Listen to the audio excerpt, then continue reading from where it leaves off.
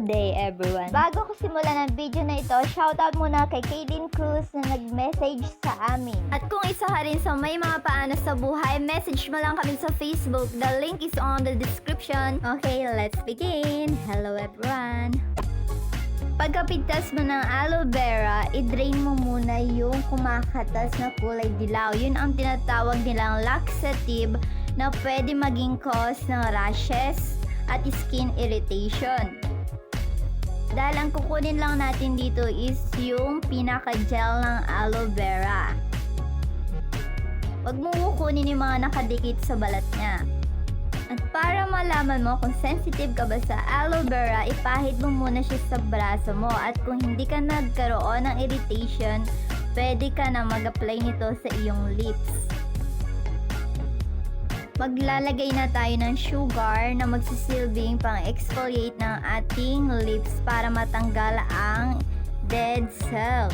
At maglalagay na din tayo ng petroleum jelly para kumapit ito. At syempre nakakatulong ang petroleum jelly para ma-moisture ang ating lips. Ang lahat ng benepisyo ng mga ingredients na to ay ilalagay ko sa dulo ng video na ito. Mas maganda kung madaming sugar para makapag-scrub tayo ng mabuti. Pag nahalo na natin, pwede na tayo mag-scrub ng ating lips.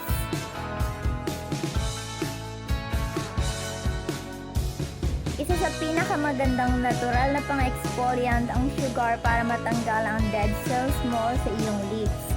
At ang aloe vera naman ay merong anti-inflammatory properties that fight irritations. At meron din po itong pang-antioxidant para ma-prevent ang wrinkles sa ating lips. Habang tumatanda tayo, tumatanda din ang ating lips. So maganda na ma-maintain natin yung moisture. Kaya mahalaga din na naglalagay tayo ng Vaseline. Kaya kapag pinagsama-sama ang tatlong ingredients na ito, nakakatulong talaga para magkaroon tayo ng pink na lips. Siyempre, mahalaga din na healthy ang iyong mga kinakain.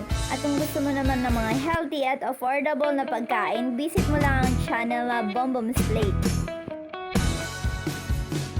Ibabad mo lang ng 5 to 15 minutes at pwede mo nang banlawan. Pwede mo itong gawin everyday sa loob ng isang buwan at makikita mo na talaga ang resulta na gumaganda ang kulay ng iyong lips.